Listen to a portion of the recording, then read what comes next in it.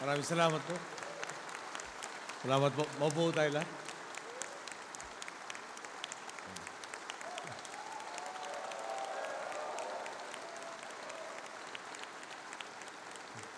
Salamat po muli.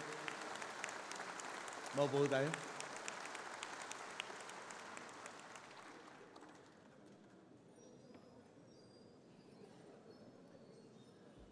Vice Presidente Jejo Marbinay, dating Pangulong Fidel Valdez Ramos, Senate President Franklin M. Drilon, at ang mga miyembro ng Senado, Speaker Feliciano Belmonte Jr. at mga miyembro ng Kamara de Representante, Chief Justice Maria Lourdes Sereno at ang ating mga maestrado ng Korte Suprema, mga kagalang-galang na kagawad ng Kalipunang Diplomatiko, mga miyembro ng Gabinete, mga opisyal ng lokal na pamahalaan, mga kasapi ng militar, pulis at iba pang kawani mula sa ating uniformadong hanay, mga kapwa kong nagseserbisyo sa taong bayan at sa aking mga boss, ang mga minamahal kong kababayan, magandang hapon po sa inyong lahat. Ito po ang aking ikalimang sona. Isa na lamang ang natitira.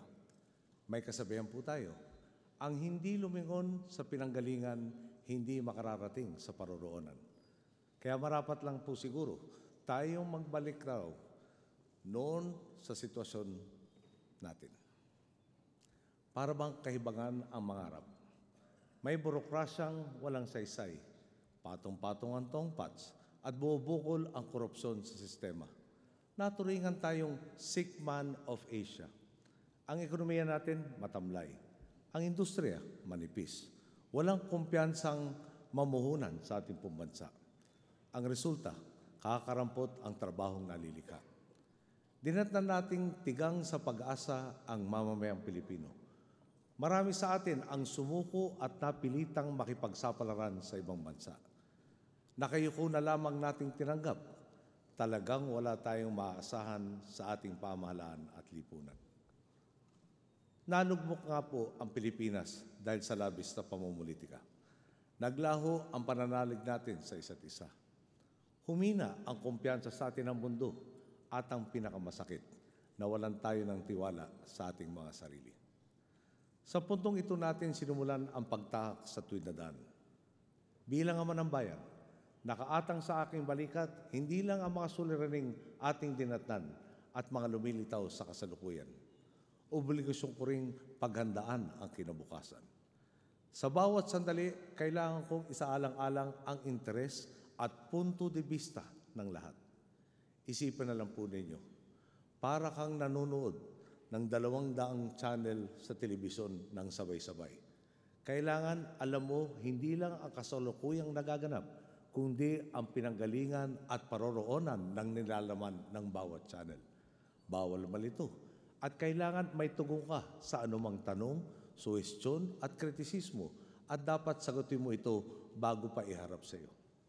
Hindi po madali ang trabaho ito at tao lang po ako na kung minsan nagkakaroon din ng agam-agam. Ngunit buo ang aking loob dahil malinaw ang aking pangunahing layunin, ang ibalik ang gobyerno sa dapat nitong tuon, ang paglingkuran ang taong bayan sa lahat ng panahon.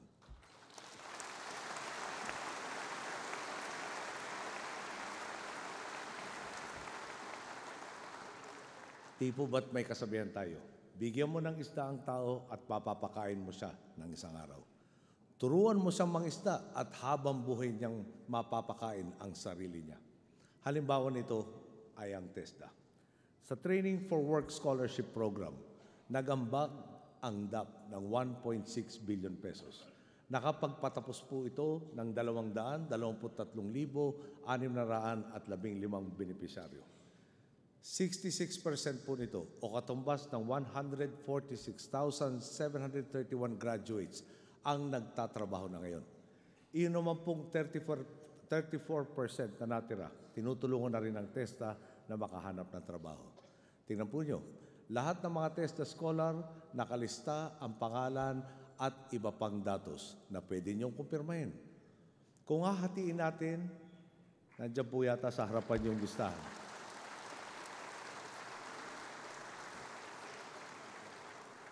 Kung hahatiin natin sa bilang ng graduates ang naipagkaloob na pondo, pumapatak na 7,155 pesos ang naipuhunan ng pamahalaan para sa training ng bawat scholar. Sa BPO sector, mababa na ang kitang 18,000 piso kada buwan. Kada taon, kikita siya ng 234,000 pesos. Ibigay man ang maximum tax deduction, ang magiging income tax niya kada taon, 7,900 pesos. Ibig sabihin, ang pinuhunan ng Estadong 7,155 pesos sa unang taon pa lang nabawi na, may sobra pa. Ito at ang lahat ng ibibuwis ng ating scholar hanggang hanggang magretiro siya ay magbibigay naman sa kanyang kababayan ng parehong pagkakataon. Ito po ang mabuting pamamahala.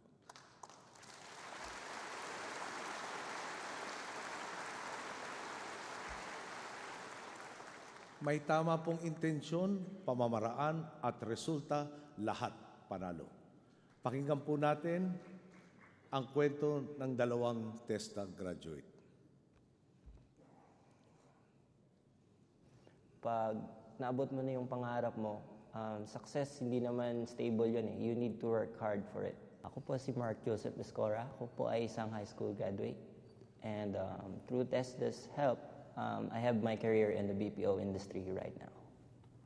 I stayed in Libertad Public Market for 7 years. Nagbabarker po ako. Hindi kaya ng pamilya ko na pag-aralan kami ng sabay. So I need to find another way para makapagtapos ako. Most important thing na natutunan ko is yung confidence to interact with other people. Pag nakita ka ng tao na may kapansanan ka, hindi na nila nilook forward yung ability mo ba. Kailangan lang natin ng tiwala sa sarili. If TESDA is not there to help out, siguro wala rin ako ngayon kung nasan man ako ngayon. Yung way of living namin, masasabi ko, mas okay siya compare nung dati. Dahil sa TESDA, napabilis yung pag-aaral ko, paghahanap ko ng trabaho, at ang pagtulog ko sa pamilya ko. Ako po si Jonaline Nabarosa, Technical Trainer ng Toyota Motor Philippines. Ako po yung naging overall top notcher ng Batch 1 sa Automotive Servicing sa TESDA Regional 8. Napili ko po yung Automotive Servicing kasi po pangarap ko maging isang mechanical engineer. So para makapagtrabaho at makapag-ipon, nag-TESDA po ako. Nakasanayan na po natin ng auto mechanic ay trabahong panlalaki lang. Pero napatunayan ko na basta't masipag at determinado, magkakaroon tayo ng dekalidad na produkto. Dahil sa TESDA, tumatak po sa akin ang kahalagahan ng dekalidad at mahusay na pagtatrabaho. Mas tumaas yung tiwala ko sa aking sarili at mas masarap ng mangarap ng malaki.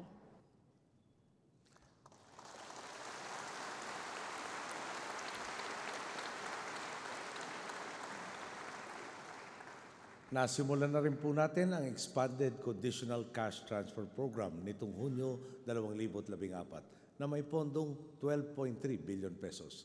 Ngayon, suportado na rin ng Estado hanggang umabot ng 18 taong gulang ang benepisyaryo. May magtatanong, bakit? Batay po kasi sa pag-aaral ng Philippine Institute for Development Studies, 40% ang dagdag na sinasahod ng high school graduate kumpara sa grade school lang ang natapos. Namumuhunan po tayo sa pinakamahalagang yaman ng bansa, ang taong bayan. Pinapatunayan ito ng datos ng NEDA. Ayon sa kanila, ang 27.9% na poverty incidence natin sa unang semester ng 2012, buwaba patungong 24.9% sa kaparehong panahon noong 2013. Ang 3 percentage points pong ito ay katumbas ng halos 2.5 million na Pilipinong nakaalpas na sa poverty line.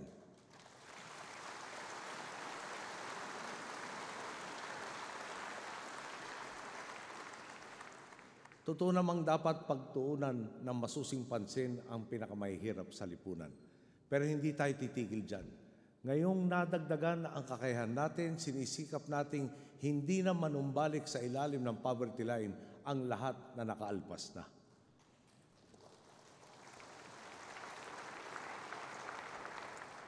Dumating po tayo sa lipunang parang isang sirang bahay na hindi natin malisan.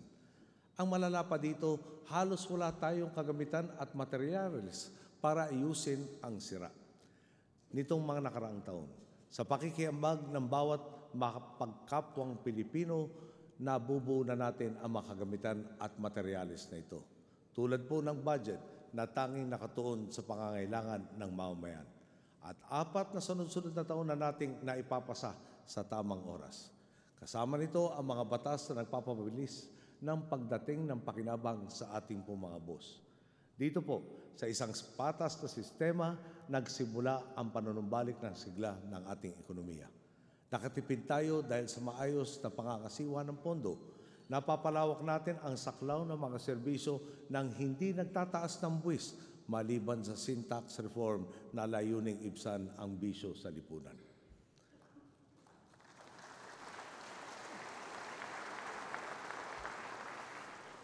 Nagtrabaho tayo para magkaroon ng kakayahang tustusan ang mga proyektong ipinapatupad, ipinatutupad, at ipatutupad pa natin.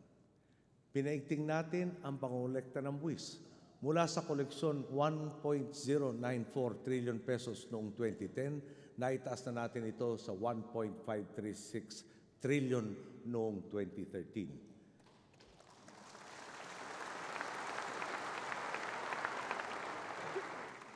Inayos natin ang pamamahala ng ating mga utang.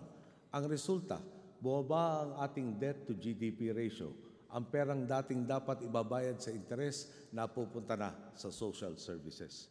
Pati ang mga obligasyong karamihan ay minanalang. Natugunan din natin. Halimbawa po nito, 1993 pa po, o panahon pa ni Pangulong Ramos, nang itinakda ang obligasyong i-recapitalize ang Bangko Sentral ng Pilipinas sa halagang 50 bilyong piso para magawa niya ang kanyang tungkulin. Ang napondohan ni Presidente Ramos ay 10 bilyong piso po at hindi na nadagdagan pagkatapos nun. 40 billion ang kakulangang iniwan sa atin, nabayaran na po natin ito. Pinaghirapan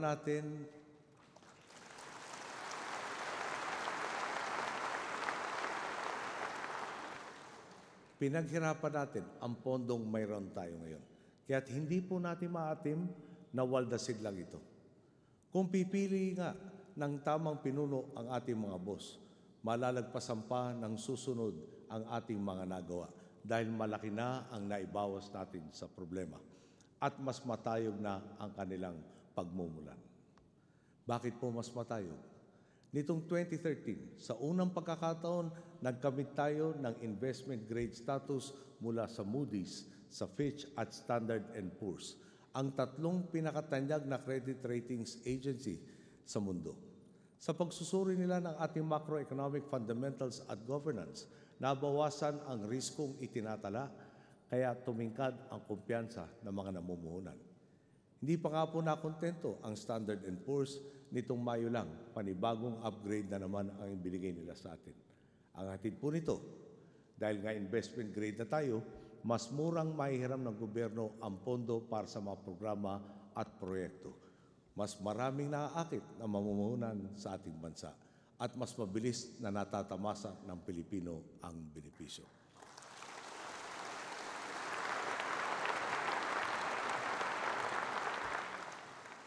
Kung susumahin naman po ang lahat ng puhunang pumasok sa Philippine Economic Zone Authority, simula nang itatag ito noong 1995, makikitang 42% ang pumasok sa 4 na taon ng ating panunungkulan.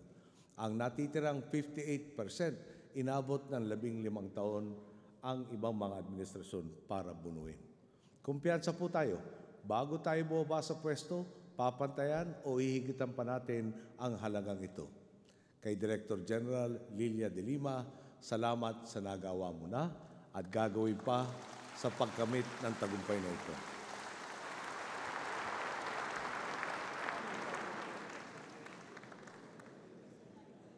Talagang pa-take off na ang ating ekonomiya at bansa.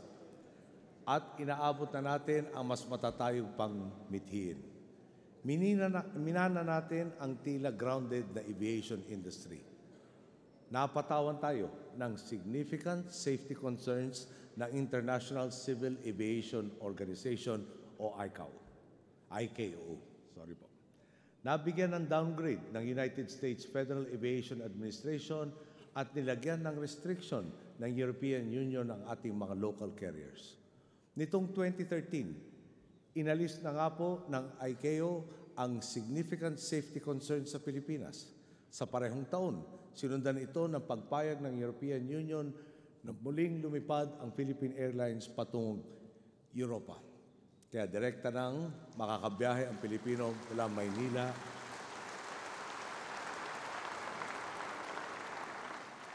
Maynila po hanggang London. Malamang nga po, pasunod na ang Cebu Pacific dahil nabigyan na rin sila ng paintulot ng EU ngayong 2014. Ngayong taon din, in-upgrade ng United States Federal Aviation Administration ang Pilipinas balik sa Category 1. Dahil dito, maaari nang dumagdag ang mga ruta papunta sa Estados Unidos. Sa larangan ng turismo at pangangalakal, malaki ang itinulong ng pagdami ng flights ng ating airlines tungo sa mga bansang kasapi ng EU at sa Estados Unidos. Dumarating sa atin ang mga ulat na sa dami ng gustong bumisitang negosyante at turista sa ating bansa, dumarating mga panahon kulang na ang mga biyahe papunta rito. Magandang balita nga po ang mga upgrade. Dadami ang biyahe, kaya't matutugunan ang suliraning ito. At sa patuloy na pagtutulungan ng CAAP at ng ating mga local carriers, pihadong mas marami pa tayong maaakit na turista at negosyante sa mga susunod na taon. Panalo ang mga umaasa sa sektor ng turismo, panalo ang sambayan ng Pilipino. Mabuting pamamahala po ang ugat ng mga tagumpay na ito. Nagpapasalamat nga tayo kina Director General William Hotchkiss sa CAAP sa ating mga local carriers para sa inyong pagsusubikap.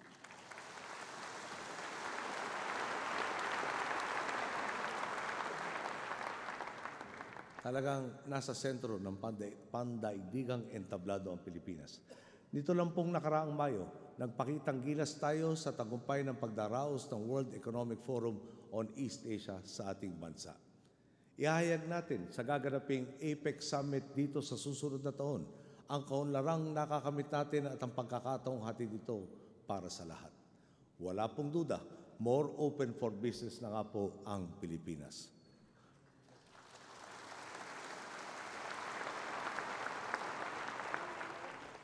Bukod po sa maliwalas na pagnenegosyo, isinusulong din natin ang maayos na relasyon ng ating mga manggagawa at mga kumpanya. Isipin po ninyo, mula 2010, nananatiling mababa sa 10 kada taon ang bilang ng mga strike ayon sa National Conciliation and Mediation Board. Isa po itong positibong bunga ng itinataguyod nating single entry approach o SENA ng DOLE, kung saan dumadaan sa 30-day conciliation mediation ang mga nakahaing labor cases. Ang maganda nga po, sa 115 notices of strike and lockout noong 2013, isa lang ang natuloy na welga. Ito ang pinakamababa sa kasaysayan ng DOLE. Maraming salamat po kay Secretary Linda Baldos sa pamilya ng DOLE,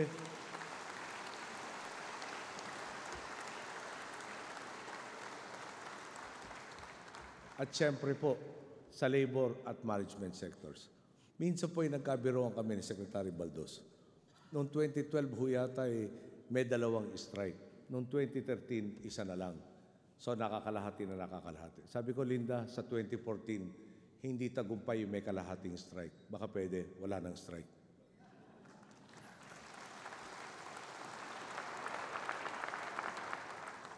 Batid rin natin, para mapagpatuloy ang pag-angat ng ekonomiya at pagbukas ng pagkakataon, kailangan ng infrastruktura. Ito ang aakit sa mga negosyante, magpapabilis sa daloy ng produkto at serbisyo at sisigurong kaya nating makipagsabayan sa iba pang merkado sa daigdig. Napakalaki po talaga ng pagbabago. Lampas doble na ang budget para sa infrastruktura. Mula 200.3 billion pesos noong 2011, naging 404.3 billion pesos ngayong 2014.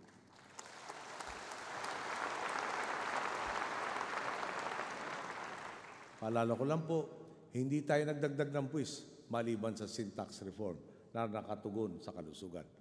Habang napapanatili din ang ating allowable deficit at patuloy na buwababa ang ating debt to GDP ratio. Malaki po ang epekto nito. Dahil hindi lang lumaki ang pondo, binawasan pa natin ang mga tagas sa sistema, kaya natitiyak nating masulit ang bawat pisong ginagastos ng Estado. Sa pamumuno ni Secretary Babe Singson ng DPWH, Bawal ang tongpats, bawal ang bukol. Tinapala na ang mga butas sa lumang sistema at pinatag ang proseso sa ahensya. Isang simpleng halimbawa po nito, ang pagtatanggal ng letter of intent sa bidding process. Noon po kasi, ginagamit ito bilang kasangkapan sa kuntsabahan. Kapag nalaman kung sino-sino ang bidders ng proyekto, binibigyan ng puwang ang sabwatan.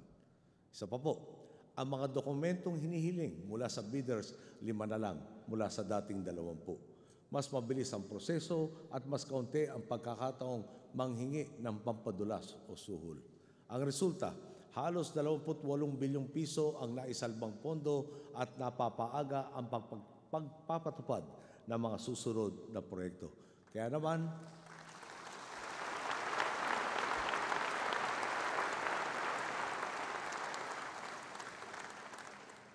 naman, kay Secretary Babes at sa bubo ng DPWH, muli maraming salamat po sa inyong lahat.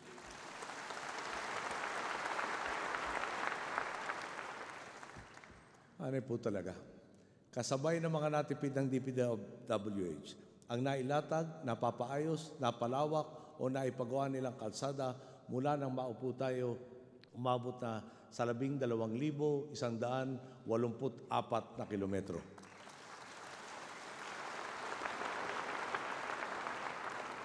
Nung nakita ko po itong numerong to, napag-isip rin ako, paano ko ba maipapaliwanag yung 12,000? Sabi po sa atin, katumbas ito ng 4 na kalsadang nag-uugnay sa Luwag hanggang Zamboanga City. National roads lang po ito. Wala pa rito ang mga local farm-to-market roads o tourism roads.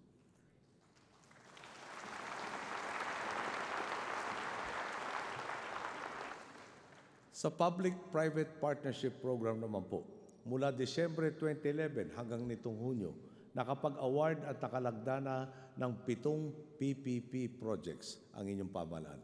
Ang halaga nito tinatayang 62.6 billion pesos. Sa 4 na taon natin sa tuwid na daan, lalampasan na natin ang pinagsamang 6 lamang na aprobadong solicited PPP projects mula sa nakaraang 3 administrasyon.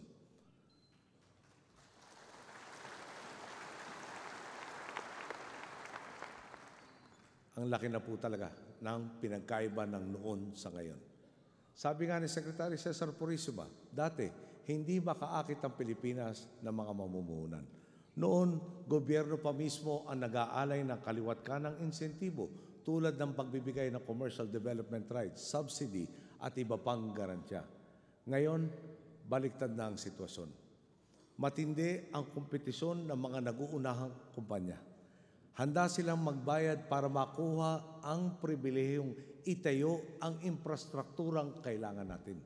Halimbawa po, sa Mactan Cebu International Airport Passenger Terminal Building, may premium ang government o ang gobyerno na umaabot sa mahigit na 14 na bilyong piso. Sa NAIA Expressway Project Phase 2, nakakuha ang gobyerno ng prima na 11 bilyong piso. Muli, mabuting pamamahala ang ugat ng lahat na ito.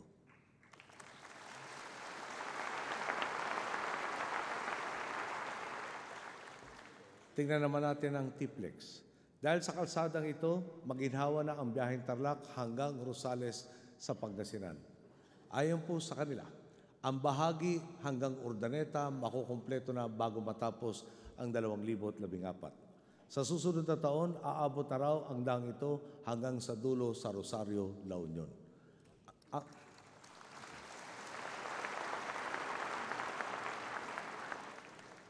Ang mga infrastrukturang matagal nang ipinangako sa pangako, atin na rin pong isinakokongkreto.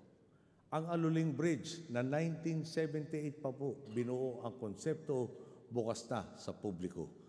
Ang Metro Manila Skyway Stage 3 na bahagi ng Metro Manila Expressway na proyekto pa noong dekada 70, inilunsad na natin noong Enero. Sa mga dumadaan ng Osmeña Highway, nakikita naman po ninyo kung gaano kabilis itayo ang mahaligi para dito. Ang Ternate-Nasugbu Road na noong pang 1994 sinimulang ilatag ang plano, 100% complete na rin ngayon. Ang Basilan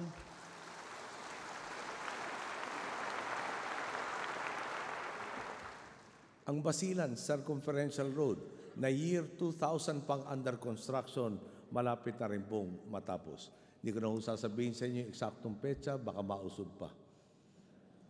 Pero pag hindi ho sa natupad, di pinangako sa atin ni Governor Hutaman, sasamahan ko sa araw-araw hanggang matapos to. Ilan lang po ito sa mga infrastrukturang wala tayong planong ipamana bilang problema. Sa halip, ngayon nagsisimula na itong mapakinabangan ng ating mga boss. Muli, dahil sa mabuting pamamahala, mas may kakayahan na tayong tugunan maging ang mga problemang paparating pa lang. Halimbawa po, sa tubig, alam nating habang lumalago ang populasyon at umaangat ang ekonomiya, mas maraming tubig ang kakailanganin sa mga susunod na taon. Ayon nga po sa pag-aaral, maaaring magkaroon ng kakulangan ng tubig sa Metro Manila pagdating ng taong 2021. Hindi na po natin hihintayin ang tagtuyot. Ang mga solusyong talagang pinag-aralan ng mga dalubhasa, inaprubahan na po natin. Ang Kaliwa Dam Project sa Quezon at ang pag-aayos ng mga linya ng Angat Dam. Magandang solusyon po ito kaysa kumuha ng tubig mula sa mga aquifer sa ilalim ng lupa na mas madaling pasukin o magbibigay daan para mas madaling pasukan ng tubig alat. Isa pa ko, kung sa aquifer lang tayo nakasalalay, mas mapapabilis ang paglubog ng lupa na siya namang nagiging dahilan ng pagbaha. Kasabay po ng mga dam para sa Metro Manila at mga karatig bayan ang suporta natin sa mga tagalalawigan. Aprobado na rin ang Water District Development Sector Project sa ilalim ng LUA o Local Water Utilities Administration.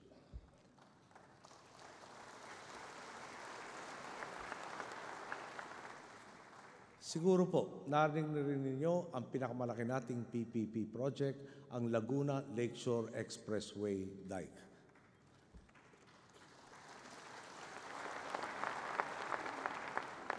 Bubuksan na rin ang bidding bago matapos ang 2014. Napakaraming benepisyong maidudulot ito. Una, mababawasan ang pagbaha. Ngayon po, pag pumalo ng 12.5 meters ang taas ng tubig sa lawa, tsak babahin na ang mga komunidad sa paligid dito. Ang solusyon, diking may taas na higit sa 15 metro. Ikalawa pong pakinabang, malilinis ang tubig sa Laguna Lake.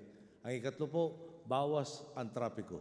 Sa ibabaw ng dike kasi magkakaroon ng expressway na babagtas sa Los Baños hanggang Taguig.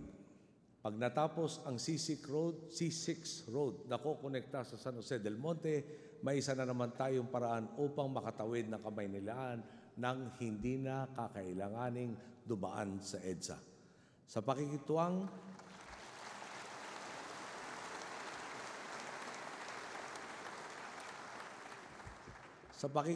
ng pribadong sektor, ang obligasyon natin dito ay right of way lang. Porsyento ng lupang marereclaim ang ipapambayad sa mananalong bidder. Dahil dito, makukuha natin ang ating mga pangangailangan habang mababawasan din ang ating gastusin. Ilang halimbawa lang po yan ng mga proyektong nakapila na para magdala ng benepisyo sa ating mga boss. Marami pang iba. Aprobado na rin ng NEDA Board ang Lawag City Bypass Link Road Project, ang Cebu Bus Rapid Transit Project, at ang LRT Line 1 South Extension and Line 2 East Extension. Sa mga taga-Palawan naman, maliban sa mga proyekto sa Puerto Princesa Airport, abangan na rin ninyo ang Busuanga Airport. Naka-go signal na rin po ang pagpapatayo ng Phase 1 ng modernong Clark Green City sa Capas, Tarlac.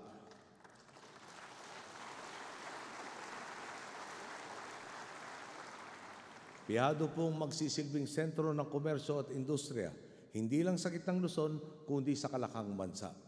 Sa dulo po, ang ambisyon natin sa Clark Green City maging di hamak itong mas malawak na Bonifacio Global City. Ang dating liblib maging hitik sa oportunidad. Sa mabuting pamamahala, nanunumbalik ang tiwala ng merkado, ng mundo at ng taong bayan sa ating gobyerno. Nagbubunsod ito ng isang siklo dahil nakikita ang resulta ng agenda ng reforma. Nakikiambag ang bawat isa sa ating mga boss. Talagang hindi nag-iisa ang gobyerno sa pagsusulong ng malawakan at makabuluhang reforma. Totoo nga po, kayo ang aming lakas.